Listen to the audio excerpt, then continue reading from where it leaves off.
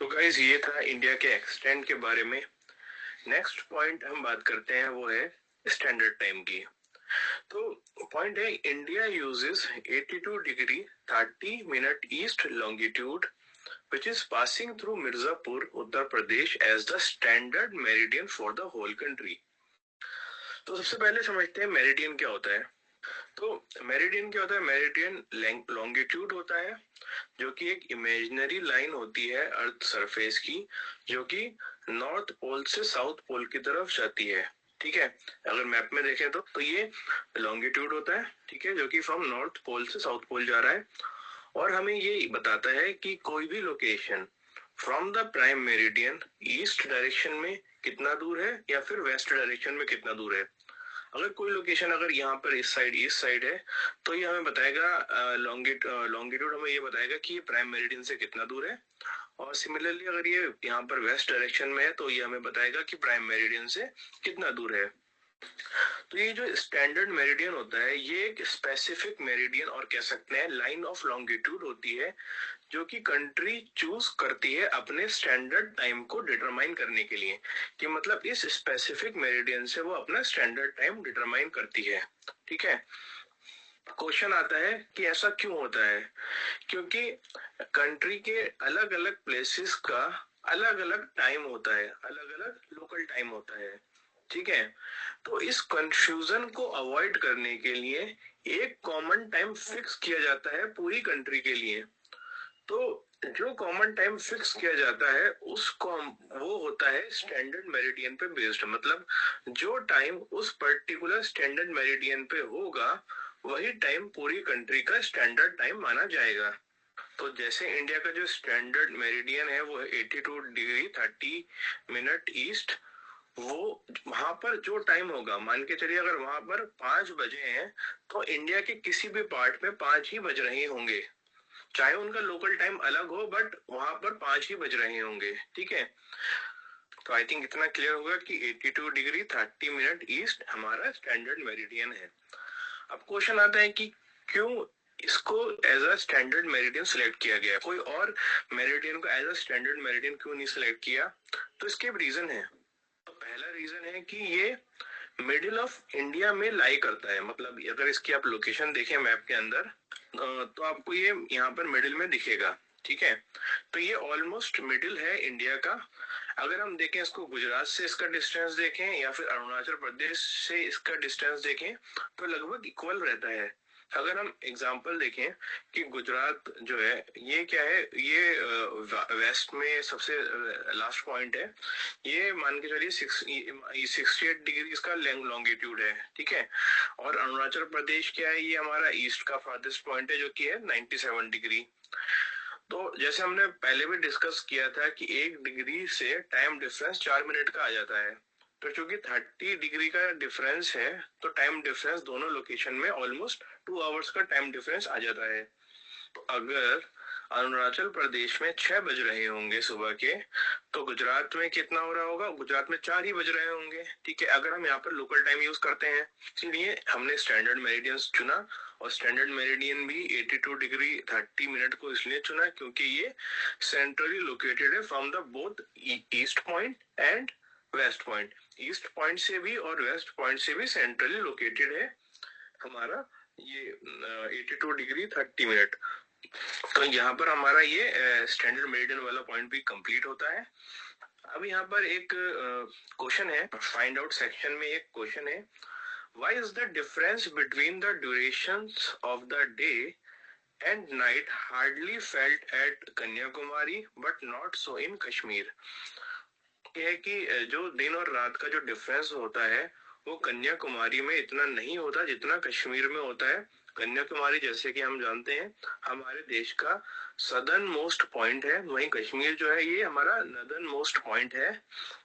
तो ऐसा क्यों? तो रीजन इसका सिंपल है, कन्याकुमारी जो है वो इक्वेटर से ज्यादा पास है एज कंपेयर टू कश्मीर। ठीक है, कश्मीर जो कि नॉर्थ में है और हमारा देश जो है वो नदर्न हेमिस्फीयर में है। ठीक है, तो जो हमारा साउथ वाला पोर्शन होगा हमारे देश का वो इक्वेटर से ज्यादा पास रहेगा, और जो हमारा नॉर्थ वाला पोर्शन होगा वो हमारे इक्वेटर से ज्यादा दूर होगा।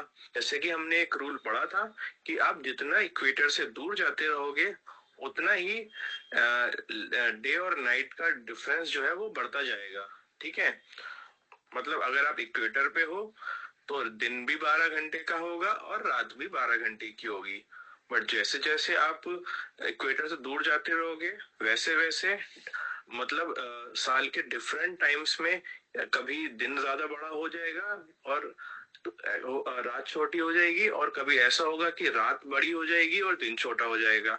ठीक है, तो होता क्या है कि इक्वेटर पे जो सन की रेज होती हैं वो ऑलमोस्ट स्ट्रेट आती हैं थ्रू आउट द ईयर, मतलब पूरे साल स्ट्रेट आती हैं, जिससे क्या होता है डे और नाइट ऑलमोस्ट इक्वल हो जाते हैं। 12 घंटे का ही दिन हो जाएगा और 12 घंटे की ही रात हो जाएगी। अगर हम बात करें, अगर हम इक्वेटर से दूर जाते हैं, पोल्स की तरफ जाते हैं, ठीक है, तो होता क्या है उस टाइम की, क्योंकि अर्थ जो है सीधी नहीं है, हल्की सी टिल्टेड है, तो उससे समर में तो क्या होता है दिन लंबे हो जाते हैं और विंटर के टाइम रातें लंबी हो जाती हैं। तो यही एक मेजर रीजन होता है कि इन दोनों का लोकेशन इक्वेटर से डिफरेंट है, इसीलिए उनके पास डिफरेंट डिफरेंट डेज और नाइट का ड्यूरेशन हो जाता है। ठीक है,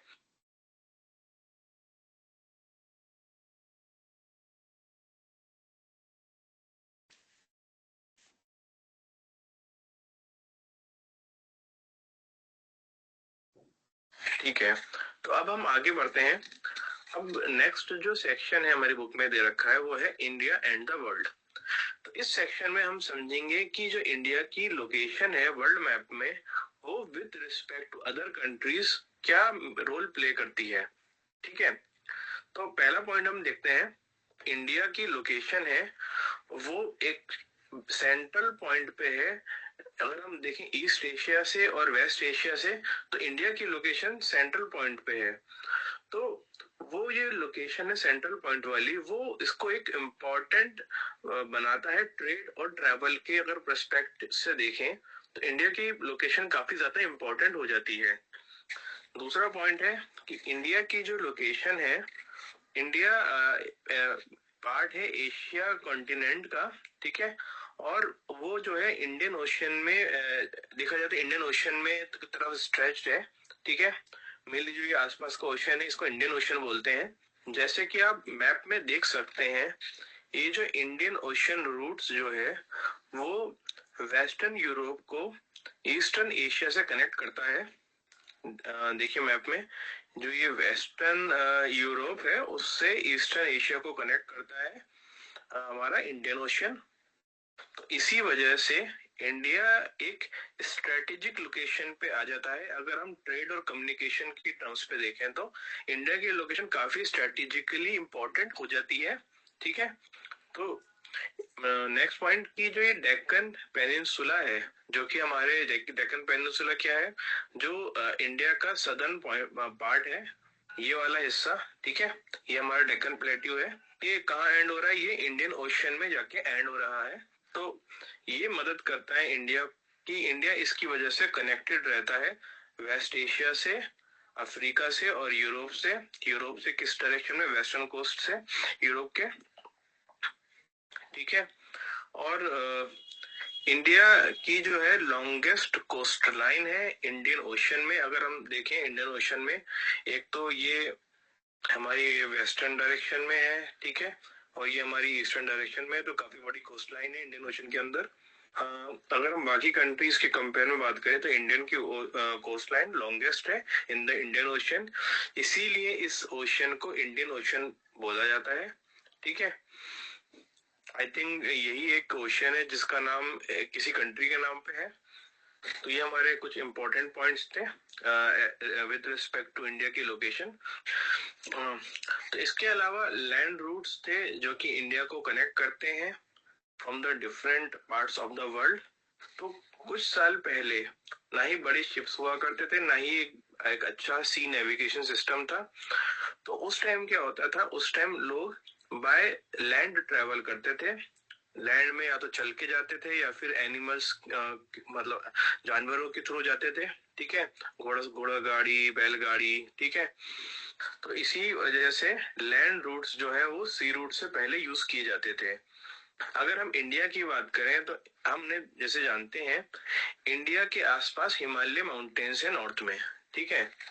तो माउंटेन्स यूजुअली क्या होते हैं, इनको क्रॉस करना आसान नहीं होता, लेकिन ये एक नेचुरल ओपनिंग होता है। मतलब अगर हम माउंटेन्स के बीच में देखें तो एक कुछ नेचुरल ओपनिंग्स होती हैं, लोग उसके थ्रू आया जाया करते थे, ठीक है। तो ये जो नेचुरल ओपनिंग्स होती हैं इनको हम बोलते हैं माउंटेन पासेस। क्या बोलते हैं? Mountain passes. जैसे एग्जांपल है, अगर हम बात करें, एक खैबर पास है जो कि अफगानिस्तान और इंडिया के बीच में है। सिमिलरली एक बोलान पास है जो कि पाकिस्तान और इंडिया के बीच में है, ठीक है। तो ये जो पासेस हैं ये एक तरह से डोरवे का काम करते थे इंडिया के अंदर।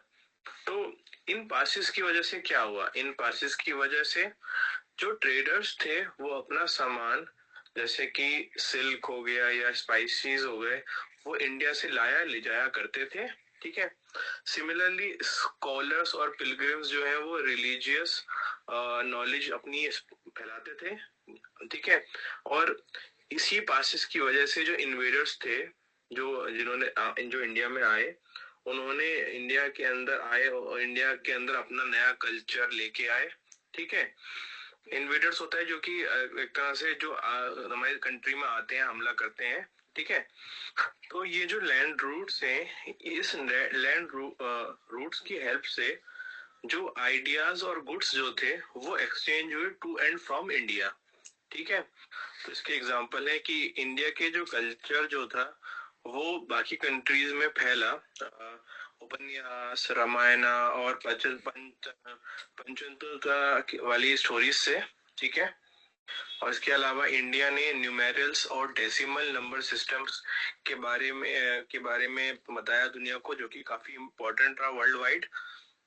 इसके अलावा स्पाइसीज, मुस्लिन जो कि एक फाइन क्लॉथ है, और बाकी आइटम्स भी एक्सपोर्ट हुए इंडिया से। और इसके अलावा इंडिया ने बाकी कल्चर से भी काफी कुछ सीखा, जैसे ग्रीक स्कल्पचर्स जो है उसने इंडियन आर्ट को काफी इन्फ्लुएंस किया। इसके अलावा आर्किटेक्चरल स्टाइल्स जैसे कि डोम्स और मिनरेट्स ये वेस्ट एशिया से आए और ये अभी भी इंडिया में काफी ज्यादा देखे जाते हैं। तो अगर हम इन शॉर्ट बात करें तो इंडिया की लोकेशन जो है वर्ल्ड में वो उसको बनाती है सेंटर ट्रेड और कल्चरल एक्सचेंज के लिए, कि कल्चर और ट्रेड जो है वो इजीली एक्सचेंज हो जाता है क्योंकि वो एक सेंट्रल पोजीशन में है इंडिया। और इंडिया ने इन्फ्लुएंस किया है दुनिया को अपने आइडियाज से, गुड्स से और आर्ट से।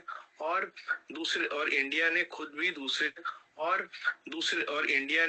दूसरे रीजन से ये सब चीजें सीखी हैं, ठीक है। ठीक है, अब हम अपने चैप्टर में आगे बढ़ते हैं। अब हमारा नेक्स्ट सेक्शन है वो है इंडियाज नेबर्स के बारे में।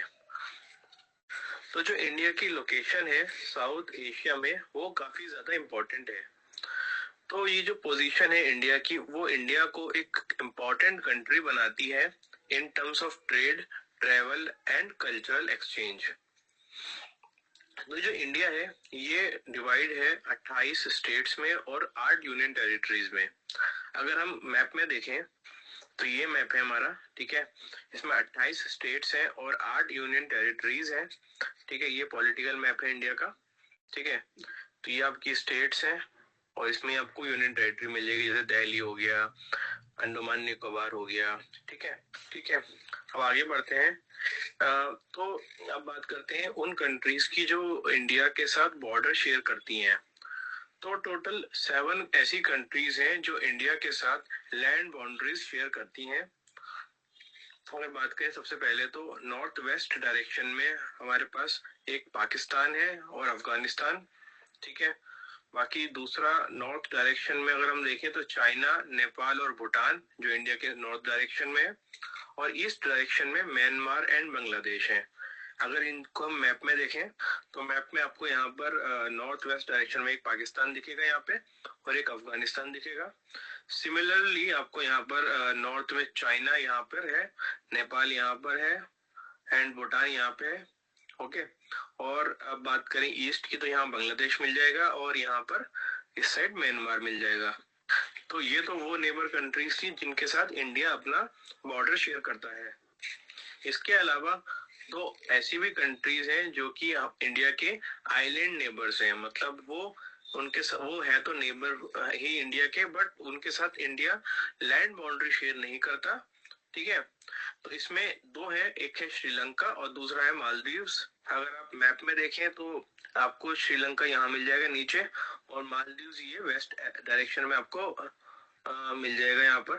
ठीक है, अरेबियन सी में, अरेबियन सी या फिर इसको इंडियन ओशन बोल देंगे। ठीक है, तो श्रीलंका जो है, तो इंडिया और श्रीलंका के बीच में एक नैरो सी चैनल है जिसको हम बोलते हैं पाक स्ट्रेट।